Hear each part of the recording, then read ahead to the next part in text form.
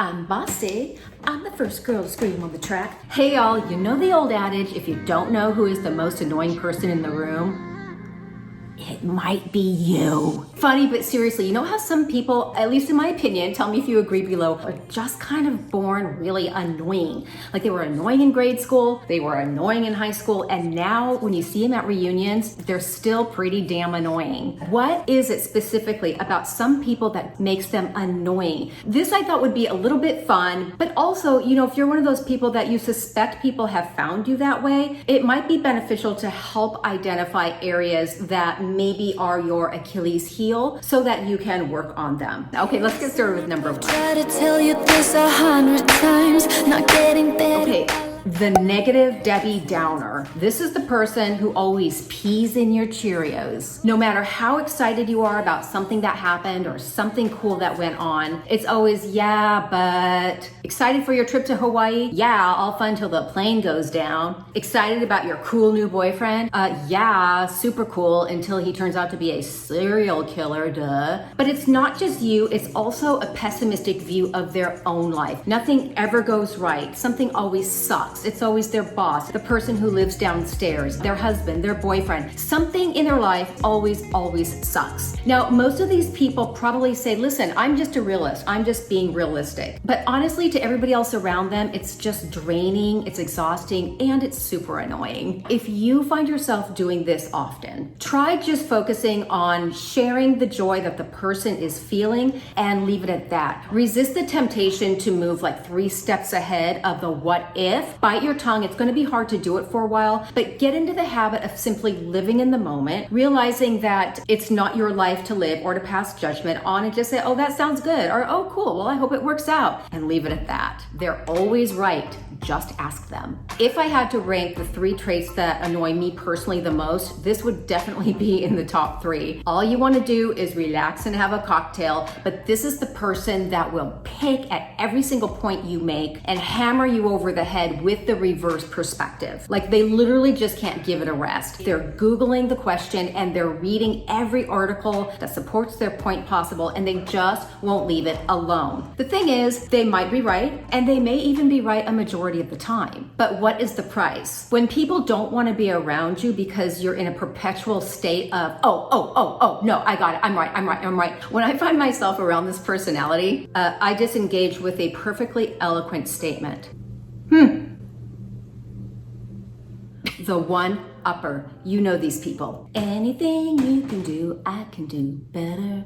I can do anything better than you. If you just got a new car, they just got the not even released, way newer one on order. If you ran 7 miles this morning, they ran 10. Uphill, both ways, juggling 5 apples, making dinner reservations. Annoying, yeah, because it gets old. For these people, it may help to remember that the driver for somebody that is constantly one-upping at a fundamental level is a sense of insecurity and a sense of not feeling good enough or not feeling on equal level. That may help to forgive some of the annoyance, but it still doesn't make them fun to be around these people. Excuse me, can I interrupt you for a moment? No, actually you can't. You're out with friends, sharing a funny story, and this is the person that has to interrupt you with an even funnier, cooler story than yours. Because you know, all roads have to lead back to Mrs. Wonderful. If this is you, which I'm sure it's not, slow your roll, bite your tongue, let someone else have the spotlight. It'll make you less annoying. If someone you know constantly does this, I have been known to interrupt back and say, excuse me, may I finish my point, please? This will usually put a cork in it. But yeah, eye-rollingly annoying, I know. Okay, y'all, time for 2 shout outs. I'd like to give a big welcome to my girl, Miss Michelle Glusic. Michelle, I hope that I pronounced your name correctly. And Miss Darcy Castillo. Ladies, thank you for being a part of the community. I really appreciate having you here. And if you would like a shout out, please be sure to subscribe to my channel, comment below. I have brand new videos every Tuesday and Friday on all things beauty, wellness, and style for women 40 and over. And I would absolutely love to have you as part of the community. Me! Constantly self-promoting. Have you ever been with a group of friends and there's always that one woman who's just like in constant selfie mode, and the more cocktails she has, the more selfie mode she's in. Or she's relentlessly barking about all the great things she's done, all the great things she's going to do, how what she did is the best, the most successful, the blah, the blah, the blah. How much do you want to be around her? Probably not very much. Confidence is one thing and it's great, but having to be the center of attention all the time gets really annoying and people want a break. If this is you, think about why you feel the need to constantly promote yourself, why you need to remind people how amazing you are. To start to break the habit, the next time you're out,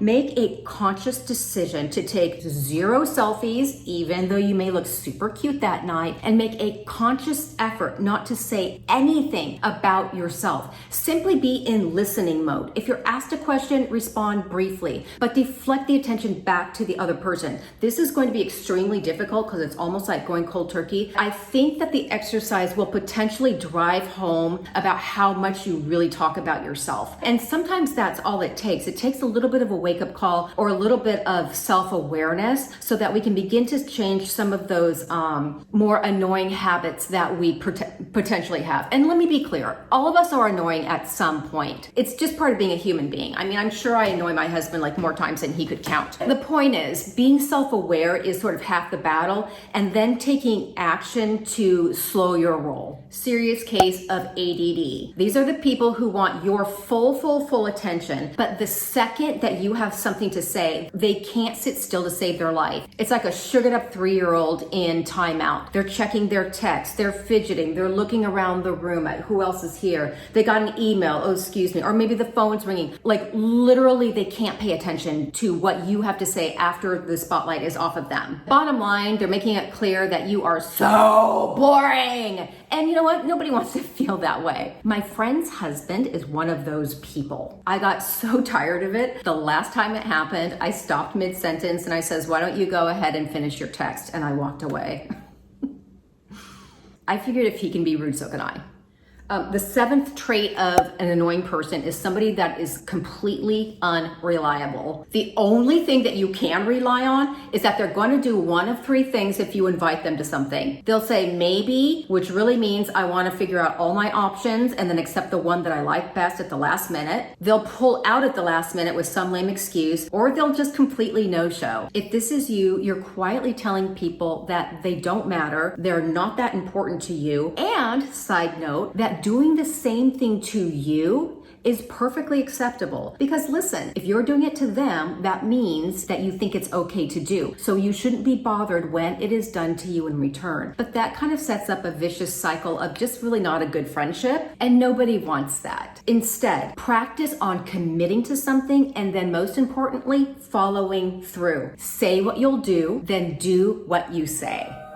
Hello, I'm finally here. People that are always late. They call it fashionably late. I call it rude. Listen, if I'm meeting a friend for drinks at 6, I am there a few minutes before 6 or at 6 o'clock. On very, very rare occasion, if I'm running behind, it's never more than 5 minutes, and I text them as I'm on my way saying I will be there in 3 to 5 minutes, and then I am. To me, this just says you are my friend, I value your time, and I appreciate that we have a commitment. I don't care how mega important somebody is, being perpetually late is outright rude and dismissive. It says that they can do as they please and treat you as they please, and that's not very nice. The smiling assassin. I wrote about the smiling assassin in my book, Toxic Pebbles, I believe. This is the person who smiles and she just talks to you sweet as pie. But there's a constant onslaught of backhanded compliments, of snide little remarks, subtly rude comments or facial expressions that are just meant to make you feel uneasy or almost ridiculed in a sense. These types of people I don't have in my life, but you know, every once in a while you're going to run across them and you can't really help it. I just disengage as quickly as possible. If this is you and you find yourself doing things like this, making snide comments or trying to take jabs at people in a subtle way, really look inwardly and try and pinpoint, well, why do I feel this way? Why is whatever the other person is doing, why does that bother me so much to the extent that I need to be unkind or that I need to eye roll or make sure that she doesn't feel good? Because it's something that's more internal. Those people are really annoying, and I call them mean girls. I'm Bossy. I'm the first girl to scream on the track. Bossy people. Bossy people are not leaders. Leaders inspire people through confidence to be a part of an idea or a philosophy, a community, a goal. Bossy people, on the other hand, simply like to give orders. They like to dominate. They like to tell you what to do just for the fun of telling you what to do. They want what they want. They want things their way, and they will steamroll over anybody and everything in order to get it without looking around and gauging the carnage that they're leaving behind or who they're rolling over. Nobody wants to be dominated and told what to do. They just don't. One of the most common forms of feedback that I'll hear from bossy people is, yeah, but if I don't do anything, then nobody does anything. Well, I don't think you know that, because generally speaking, bossy people will take the reins and tell everybody what to do before anybody has an opportunity to even breathe. Or if it's your group of friends, they're so used to you doing it that people just feel like, you know, why even try? She's going to take the reins anyway. She'll change anything that I want to do, so I'm not going to waste my energy. So try this. Just say and do nothing. Wait and see who steps in. Wait and see who steps in to fill the gap. It may be a situation where people kind of start to feel like, okay, well, I can speak and I can interject my feelings, thoughts, and opinions, and really you may come up with an overall better solution. The key is to realize the difference between being a leader and just flat out being bossy and annoying. Okay, y'all, those were 10 traits that I find most common in annoying people, but I want to hear what you have to say. Comment below and tell me what trait you find most annoying in a person. And until a couple days from now, I'll see you later. Tonight I'm gonna feel alive, and no, I won't be acting nice. So baby, go and start a fight.